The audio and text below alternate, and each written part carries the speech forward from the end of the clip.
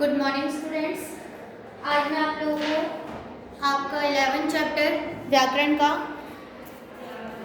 जो है अवयव पढ़ाने जा रही हूँ उसमें। ठीक है, आप लोगों का हिंदी साहित्य का जो सिलेबस है वो कंप्लीट हो गया, इसीलिए मैं आप लोगों को व्याकरण पढ़ाने जा रही हूँ। व्याकरण में आप लोगों का चैप्टर 11 जिसमें है अवयव। ठीक है, अवयव के बारे में हम समझेंगे इस चैप्टर में। ठीक है बच्चों, देखिए बच्चों, सबसे पहले अवयव होता क्या है। तो अवयव को अविकारी शब्द भी कहते हैं, अव्यय को अविकारी शब्द भी कहते हैं। जिन शब्दों पर काल, लिंग, वचन, कारक आदि के कारण कोई भी विकार उत्पन्न नहीं होता है, यानी कि बदलाव उत्पन्न नहीं होता है, उसे अविकारी शब्द या अव्यय कहते हैं। ठीक है, अब देखिए जैसे कि आप लोग बोलेंगे कैसा विकार, लिंग और वचन। देखिए बच्चों, मैंने यहाँ लिखा लड़के तेज दौड़ रहे हैं। ठीक है, फिर मैंने यहाँ लिखा लड़कियां तेज दौड़ रही हैं। ठीक है, अब इसमें देखिए ये जो लिंग है वो चेंज है, यहाँ पे क्या है पुल्लिंग है। ठीक है, और यहाँ पे क्या है स्त्रीलिंग है।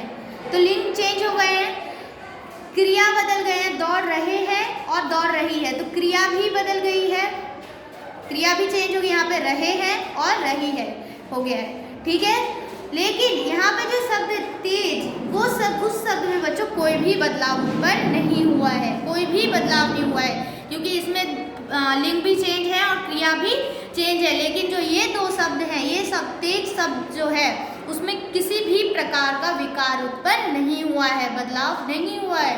इसीलिए बच्चों इस शब्द को क्या कहेंगे, इस शब्द को ही अव्यय या फिर अविकारी शब्द कहेंगे। ठीक है, अविकारी इसको इसलिए कहा जाता है, विकारी का अर्थ होता है बदलाव, तो यहाँ पे क्या है अविकारी। ठीक है, तो किसी भी प्रकार का बदलाव नहीं उत्पन्न होता है। समझ गए? अब एक और उदाहरण मैं आप लोगों को देती हूँ, जैसे कि रोहन प्रतिदिन स्कूल जाता है। ठीक है, और मैंने यहाँ पे लिखा रोहिणी प्रतिदिन स्कूल जाती है। ठीक है, तो इसमें भी देखिए लिंग चेंज हुआ है, यहाँ पे रोहन है, यहाँ रोहिणी कर दिया है मैंने, तो ये पुल्लिंग हो गया और ये स्त्रीलिंग हो गया। लेकिन यहाँ पे क्रिया भी चेंज हुई है, स्कूल जाती है और स्कूल जाता है, तो क्रिया में भी बदलाव उत्पन्न हुआ है, लेकिन ये प्रतिदिन शब्द में किसी भी प्रकार का विकार उत्पन्न नहीं हुआ है, किसी भी प्रकार का बदलाव नहीं आया है। इसीलिए बच्चों ये क्या कहलाएगा, ये अव्यय कहलाएगा। ठीक है, आई होप आप लोग समझ गए होंगे कि अव्यव किसे कहते हैं। अब देखिए मैं कुछ शब्द बताती हूँ, जैसे कि शब्द है धीरे धीरे। ठीक है, ये हो गया तेज, उसके बाद तेज के बाद ऊपर, नीचे, हमेशा,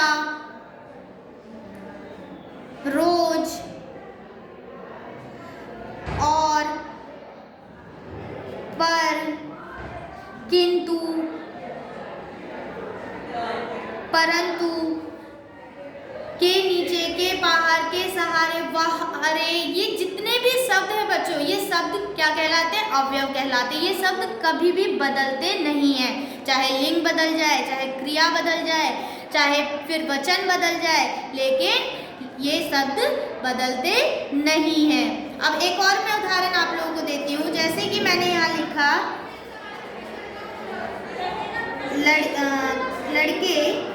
लड़का रो रहा है, लड़का रो रहा है। ठीक है, और यहाँ लिखा मैंने लड़के रो रहे हैं।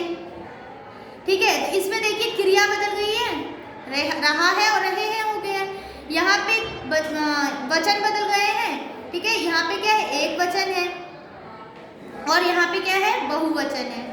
ठीक है, लेकिन जो रो शब्द है वो नहीं बदला है, इसीलिए ये क्या कहलाएगा, ये क्रिया, ये अवयव कहलाएगा। ठीक है, ये नहीं बदला है तो ये अवयव, इसमें किसी भी प्रकार का बदलाव नहीं आया है तो ये अवयव कहलाएगा। ठीक है,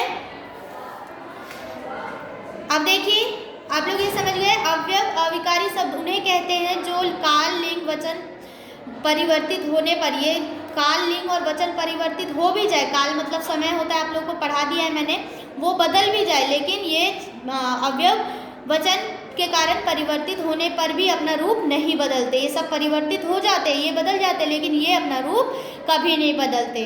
जैसे धीरे धीरे का धीरे धीरे ही रहेगा, चाहे एक वचन में रहे चाहे बहुवचन में रहे, चाहे काल बदल जाए, आज हो चाहे कल हो, लेकिन धीरे धीरे शब्द धीरे धीरे ही रहेगा, कोई भी चेंजेस नहीं आएगा इसमें।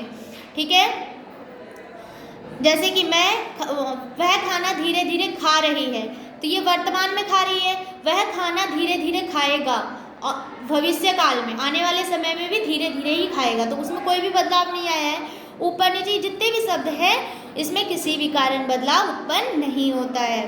ठीक है, अवयव या अविकारी शब्द 4 प्रकार के होते हैं बच्चों, एक तो क्रिया विशेषण, संबंध बोधक, समुच्चय बोधक और विस्मयादि बोधक। ठीक है, अब देखिए यहाँ पे कुछ वाक्य दिए हुए हैं, साइकिल धीरे धीरे चल रही है, पेड़ के नीचे बच्चे खेल रहे हैं, उसके बाद क्या खाना बना है, अमित बैसाखी के सहारे चलता है।